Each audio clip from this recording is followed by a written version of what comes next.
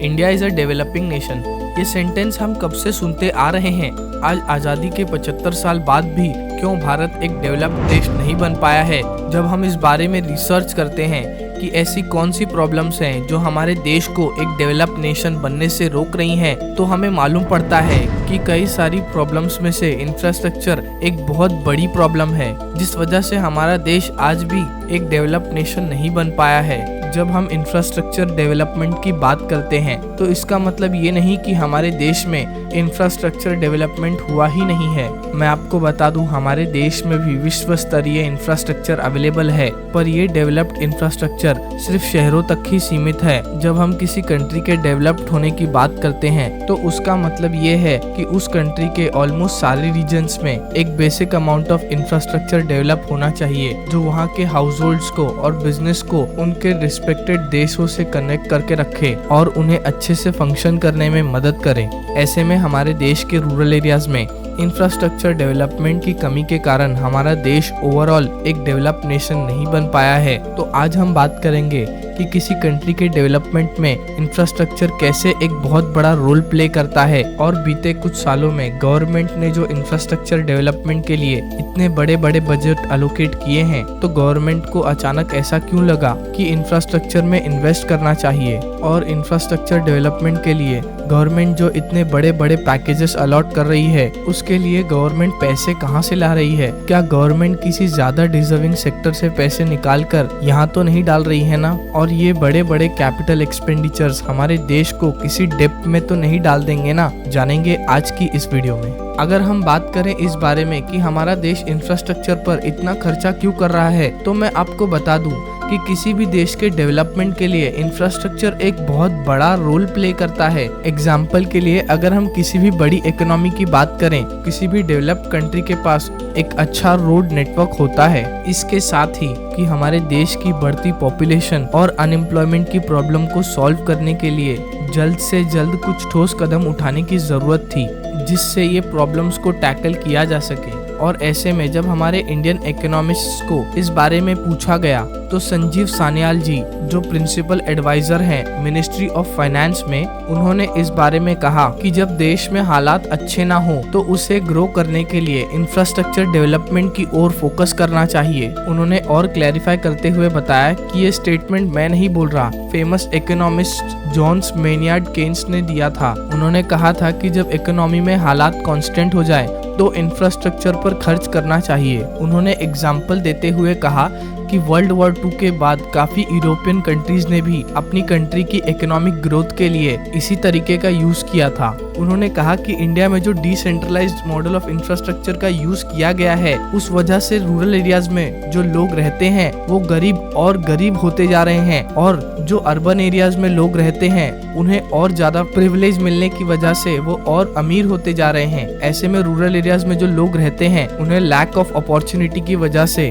उन्हें माइग्रेशन करने के अलावा और कोई ऑप्शन ही नहीं बचता। ऐसे में अगर हमारे देश की रूरल एरियाज में भी रोड्स बनेंगी, इलेक्ट्रिसिटी आएगी, तो वहाँ पर भी फैक्ट्रीज ओपन होंगी, जिस वजह से रूरल एरियाज में भी लोगों के पास एक ऑप्शन होगा। इस तरह से रूरल एरियाज की डेवलपमेंट हमारे देश की डेवलपमेंट में मदद करेगी। इसके साथ ही हमारे प्राइम मिनिस्टर नरेंद्र मोदी जी ने जो 2019 में इंडिया को 5 ट्रिलियन इकोनॉमी बनाने का प्रण लिया था, जिसे पूरा करने के लिए फॉरेन कंपनीज को हमारे देश में उनके मैन्युफैक्चरिंग प्लांट्स लगाने के लिए अप्रोच करना होगा। वो तभी पॉसिबल हो पाएगा जब हमारे देश में उन्हें मैन्युफैक्चरिंग के लिए अच्छी कॉस्ट और world class infrastructure facilities provide कराई जाएंगी। इसी कारण से हमें सबसे पहले तो हमारे देश के इंफ्रास्ट्रक्चर को डेवलप करने पर ध्यान देना होगा। इसी वजह से आपने अपने आसपास कोई ना कोई इंफ्रास्ट्रक्चर डेवलपमेंट रिलेटेड कंस्ट्रक्शन होते हुए देखा होगा। आपके घर के आसपास अगर ऐसा कोई कंस्ट्रक्शन हो रहा होगा तो हमें कमेंट्स में जरूर बताएं। पर अगर अब हम इस बारे में बात करें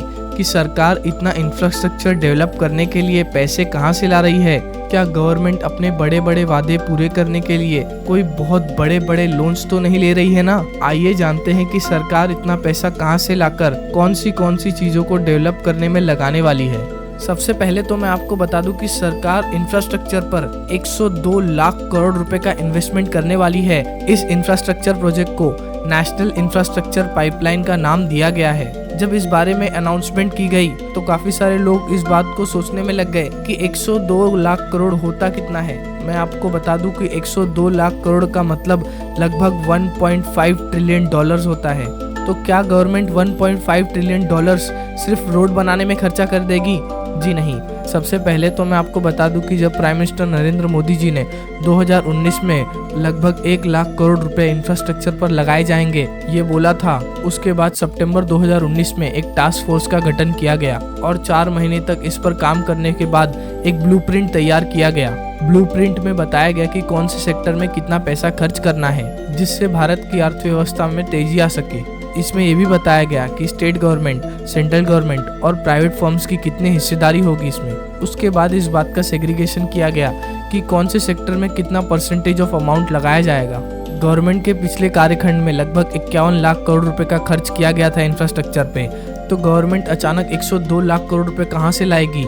तो मैं आपको बता दूं कि ऐसे इंफ्रास्ट्रक्चर रिलेटेड प्रोजेक्ट्स में गवर्नमेंट पीपीपी मॉडल का यूज़ करती है, जिसे हम पब्लिक प्राइवेट पार्टनरशिप मॉडल के नाम से जानते हैं। ऐसे में सेंट्रल गवर्नमेंट का 39%, स्टेट गवर्नमेंट का 39% और प्राइवेट कंपनीज का 22% तक होगा, जिससे फंड्स की कमी पड़ने पर 30% तक बढ़ाया जा सकता है। मैं आपको बता दूं कि पहली बार किसी गवर्नमेंट प्लान में प्राइवेट की इतनी बड़ी भूमिका दिखाई गई है और गवर्नमेंट बाकी के पैसे अपने different sources of income, GST और इनकम टैक्स जैसे चीज़ों से निकाल लेगी। इसके साथ ही गवर्नमेंट ग्लोबल इन्वेस्टर्स की मदद से इंडिया में अच्छा इंफ्रास्ट्रक्चर लाने की शुरुआत कर चुके हैं, जिसमें हमारे इंडिया के कई सारे expressways, Vande Bharat trains, solar parks जैसी चीज़ें ऑलरेडी इंक्लूडेड हैं। अगर आप ये नहीं जानते कि दुनिया का सबसे बड़ा सोलार पार्क हमारे देश इंडिया में है, तो उस पर हमारी बनाई हुई वीडियो देख सकते हैं। हमें उम्मीद है कि जल्द हमारे देश का इंफ्रास्ट्रक्चर ग्लोबल स्टैंडर्ड्स को कम्पीट करेगा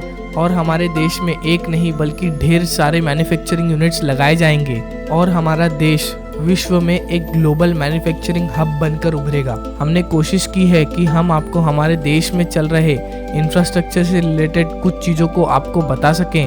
अगर आपको वीडियो अच्छी लगी तो लाइक करें, हमारे चैनल को सब्सक्राइब करें और ऐसी ढेर सारी और नई वीडियोस देखने के लिए घंटी दबाना ना भूलें। फिर मिलेंगे किसी और नई वीडियो में किसी और नए टॉपिक के साथ। तब तक के लिए जय हिंद, जय भारत, वंदे मातरम।